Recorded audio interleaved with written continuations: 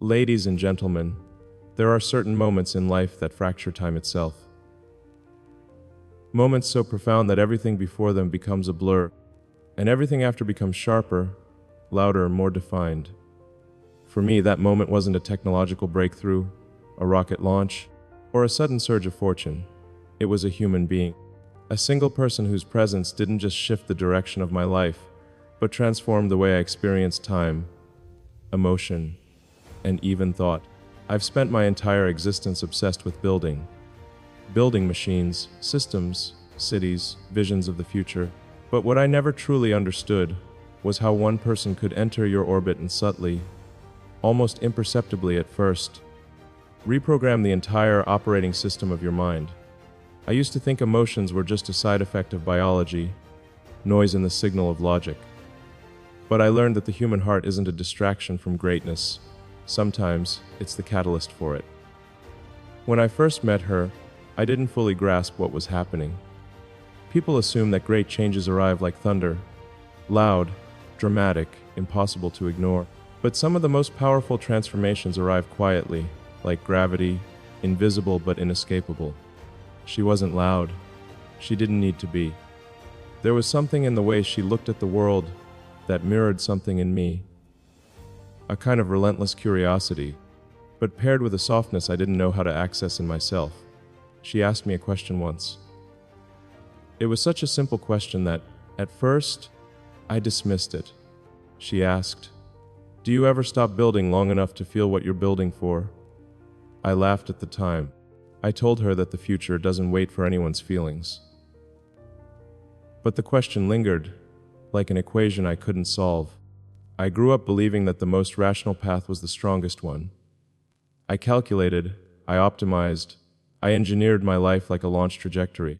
But that question cracked the surface. It made me realize I'd been optimizing for survival and achievement, not for being human. And in that realization, everything began to shift. In neuroscience, we know that the human brain is wired to respond to connection. The limbic system, especially the amygdala and the ventromedial prefrontal cortex, plays a critical role in emotional processing and decision-making. What's fascinating is that even the most rational decisions are influenced by emotion, not after the fact, but in the very moment of choice. You can engineer a rocket to Mars, but your brain will still filter reality through the emotional bonds you carry. She became that emotional gravity. I remember sitting across from her one night. It wasn't a grand moment. We were at a small table, under quiet lights, the world outside moving in its usual chaos. But in that stillness, she told me something that no one else ever had the courage to say. "You build like you're trying to outrun something." I froze, because she was right. I was building to escape the unbearable silence that follows success.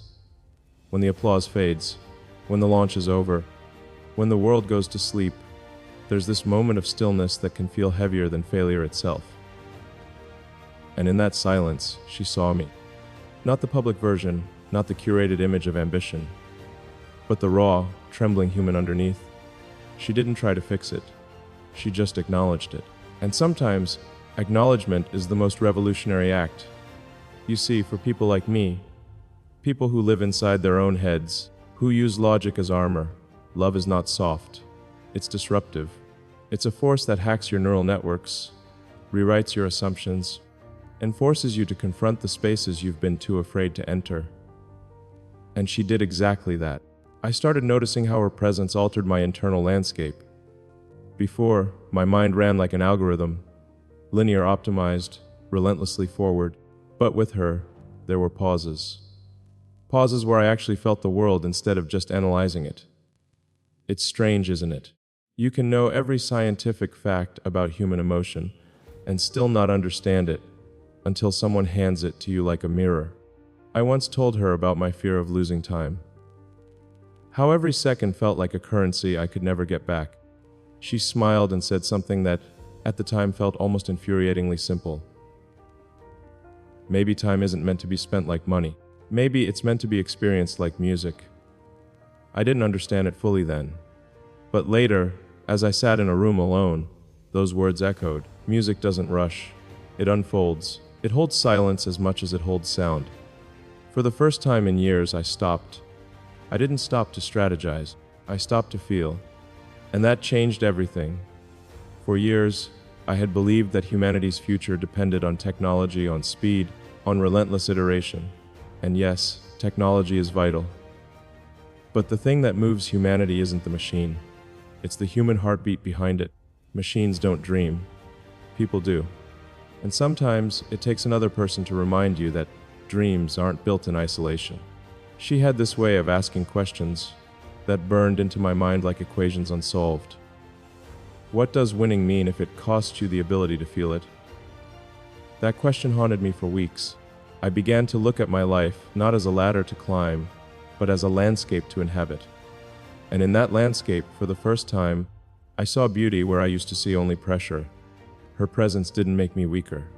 It made me slower. But not in the way I feared. It slowed the noise. It quieted the background roar of ambition long enough for me to hear my own heartbeat again. Do you know how rare that is? To find someone who doesn't demand your greatness, but reminds you of your humanity. One evening, I was working late. Screens all around me, data flowing, simulations running. She walked in, no words, just placed a cup of tea beside me, sat on the floor, leaned against the wall, and closed her eyes. She didn't try to talk me out of my obsession. She simply existed next to it. And that quiet companionship was louder than any speech.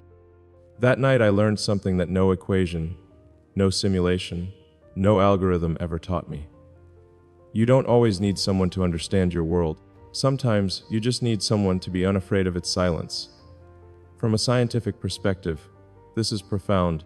Humans regulate each other's nervous systems through something called co-regulation. It's the subtle exchange of energy, presence, and emotional cues that stabilize both individuals. When someone you trust is calm, your heart rate synchronizes, your cortisol levels drop, your prefrontal cortex regains control. That's not poetry, that's biology. And she did that for me. I'd spent my life building engines, but she reminded me that the most powerful engine ever created is the human heart beating next to another one. Not in some romanticized way, but in the most grounded, biological sense. The heart isn't just a pump, it's an orchestra of electrical signals that influence the entire body's state. To be near someone who steadies that orchestra, that's not weakness, that's strength. There's something else I need to say. For people who lead, who create, who are constantly expected to carry the weight of vision, love is not a luxury, it's oxygen. And yet, we treat it like an accessory. We bury it under goals, milestones, projections. But oxygen doesn't ask for attention. It just quietly sustains you until you realize it's gone. She was that oxygen. And yet it wasn't a fairy tale. There were storms, real ones. Two strong gravitational forces don't orbit each other without turbulence. I was stubborn. I pushed people away. My mind often felt like a launch pad. All fire and pressure, no room for stillness. But she never asked me to be less. She only asked me to be present. Presence, that word became a turning point. You can build 100 rockets, launch them to the stars, colonize other planets. But if you can't be fully present with the one person who sees through you, you're still lost. She taught me to anchor, not abandon, to breathe, not just accelerate. One night, during a particularly brutal stretch, deadlines closing in, my mind splitting between galaxies and equations, she walked up to me, placed her hand over my chest, and said, "You're not here." She wasn't accusing, she was observing. And in that moment, I realized how far I'd drifted from the shore of my own humanity. The mind is a remarkable thing. It can create entire worlds. But sometimes it needs a lighthouse. She became mine. She wasn't impressed by my accomplishments. That was part of what disarmed me. She didn't see the empire. She saw the boy who once lay awake at night staring at the stars, believing he could build a bridge to them. And that boy, not the man the world sees, was the one she spoke to. It's a strange thing to be seen like that, unfiltered, unmasked. For someone who lives behind walls of intellect, it can feel terrifying. But it's also the only kind of seeing that truly saves you. And I'll tell you something that took me years to understand: love isn't about completing you. That's a myth. Real love doesn't complete, it reveals.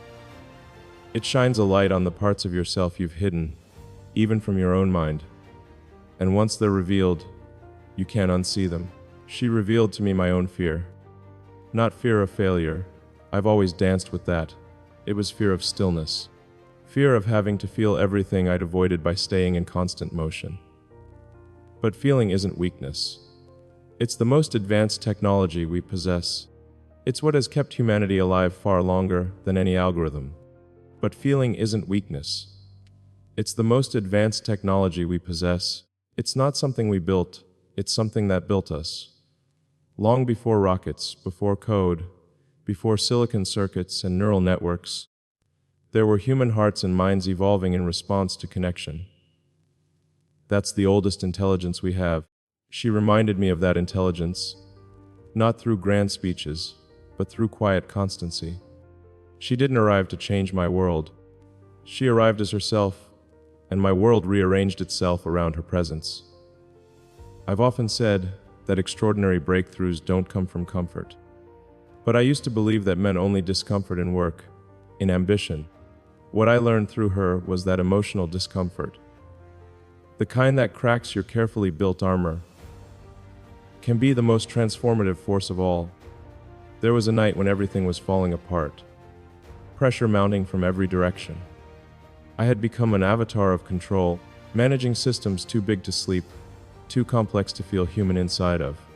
I was sitting alone in a dark room, staring at nothing, and she walked in, sat beside me, and simply said, "You don't have to carry the universe alone." It was a sentence that shouldn't have been extraordinary, but it was, because I'd never believed that. I'd always thought carrying everything was the price of building something extraordinary. But she reminded me that universes are not carried by single individuals, they are built by constellations. Of people, of connection, of love. I'd spent decades engineering external systems, but I had never engineered space for another human to truly be close. She taught me something fundamental. The future cannot be built if the present is abandoned. And love is the present, the here and now. From a neuroscientific standpoint, when we connect deeply with someone, our brains enter a state of resonance. Mirror neurons fire, our patterns synchronize, and our perception of self expands. It's why time feels different when you're with someone who truly matters. Minutes stretch. Hours dissolve. It's not a trick. It's the brain responding to a deeper form of reality. She didn't fit into the architecture of my plans. She redefined the architecture itself. I began noticing things that I'd once dismissed as irrelevant. The way light moved through a room. The weight of silence between two breaths. The steady pulse of my own heartbeat when her hand brushed mine. Before her, I saw the world as a set of equations. After her, I saw it as a living organism. It wasn't that she made everything easy. In fact, she made everything harder, but in the most important way. Because love doesn't let you stay asleep. It drags you awake. It demands presence. It demands you confront everything you've locked away. For someone like me, who built a life around speed and momentum, that was terrifying. Slowing down felt like death. But what I learned was that it wasn't death. It was life I'd been running from. She once said to me, "You're trying to build a future for humanity. But who's building yours?" I didn't have an answer. It was one of those questions that isn't meant to be answered immediately. It sits inside you like a seed, growing silently until it cracks something open. In the weeks after that conversation, I found myself looking at everything differently. The endless lines of code, the countdown clocks, the mission statements, they were still important. But suddenly, I realized that they were not the destination. They were the bridge. The destination was something more fundamental: connection, meaning, humanity. And that realization didn't make me weaker as a builder or a dreamer. It made me sharper. Because the most dangerous thing a human can lose is not time. It's why they're spending it in the first place. I started noticing something fascinating about the way my mind responded to her. Under extreme stress, Most people operate from the amygdala, the brain's threat center. But when she was near, something shifted. My cognitive processing calmed, decision-making became clearer, creativity flowed. That's not romanticism, that's neurobiology. Emotional safety enhances cognitive performance. We like to believe genius thrives in isolation. But the truth is, most extraordinary ideas emerge in the presence of safety, whether from a person, a mentor, or a deep sense of being understood. She gave me that safety, and in that safety I built higher, thought deeper, dared more. I used to think love was a distraction. I now know it's the most powerful accelerant of human potential. There's a memory I hold like a still photograph. We were standing outside late at night, the air sharp and silent. Above us, the stars stretched endlessly, ancient and indifferent. She turned to me and whispered, "The stars don't need to notice us for us to feel infinite." That line stayed with me, because I'd spent so much of my life trying to make the universe see me, trying to matter on some cosmic scale. But she taught me that meaning isn't something granted by the cosmos. It's created between people, in a glance, in a touch, in the courage to stay when things are hard. You don't need the stars to notice you when someone has already seen the parts of you you've kept hidden your entire life. She became my mirror, not a mirror that reflected the world's expectations, but the one that showed me the truth underneath them. She saw my ambition, yes, but also my exhaustion. She saw the visionary, but also the terrified child underneath. And she didn't try to fix either. She accepted both. That kind of acceptance can't be engineered. It can't be scheduled or optimized. It simply exists like gravity, pulling you into your most authentic self. I wish I could tell you that I handled all of this gracefully. I didn't. There were moments I pulled away, moments when the weight of what I felt terrified me. Because love is a kind of exposure that no amount of power can protect you from. It is vulnerability, and vulnerability has no escape hatch. But she never chased. She stood still. And in that stillness, I realized something profound. The people who truly change your life don't do it by pulling you toward them. They do it by holding their ground so firmly that the orbit of your life begins to bend toward the truth. It's strange how the most powerful transformations don't come with fireworks. They arrive in the quiet, in someone's unwavering gaze, in the way they hold a moment without trying to make it more than it is. Before her, I believed in impact through scale. After her, I understood the power of impact through depth. Changing one mind, one life, one heartbeat. That's where revolutions begin. She once placed her head on my chest and said, "I can hear the storm inside you." No one had ever said that before. And she was right. Inside me, there had always been a storm of ideas, fears, relentless motion. But somehow she didn't run from it. She listened. And in listening, she calmed the storm just enough for me to hear something I'd forgotten. My own voice, stripped of ambition, stripped of noise. Just the simple, raw sound of being alive. From a scientific perspective, emotional resonance is not just metaphorical. Our hearts emit electromagnetic fields measurable several feet away. When two people share emotional space, these fields synchronize. It's not mystical, it's measurable. And in that synchronization, something happens, survival mode dissolves, and creation becomes possible. That's what she gave me. Not escape, not comfort, but the space to become more than the sum of my ambition. I began to understand something I'd missed for years. The future isn't built by those who are the loudest or the fastest. It's built by those who remember why it matters. She reminded me why it matters. There was a moment, one I'll never forget, when she whispered, "What if you stopped trying to change the universe for a second and just let it hold you?" That question split something open in me. For the first time, I felt the terrifying, exquisite weight of simply existing without needing to earn it. And I cried. Not the kind of crying people see in movies. The kind that shakes something loose inside you. The kind that feels like both breaking and healing at the same time. She didn't say anything. She didn't have to. She just placed her forehead against mine. And in that simple gesture, something rewired. The man who had spent his life trying to push the world forward finally let the world hold him, even for a moment. That moment didn't make me less ambitious. It made my ambition real, because it was no longer built on escape. It was built on belonging. I'd always believed that changing the world meant conquering it. She taught me that real change begins when you let the world touch you back. Even now, when I stand before massive audiences, when rockets roar into the night sky, when the world watches with wide eyes, there's a part of me that returns to that quiet moment, that whisper, that stillness, and I carry it like a compass. She may not have invented a new technology. She may never appear in history books, but she changed my trajectory more than any machine ever could.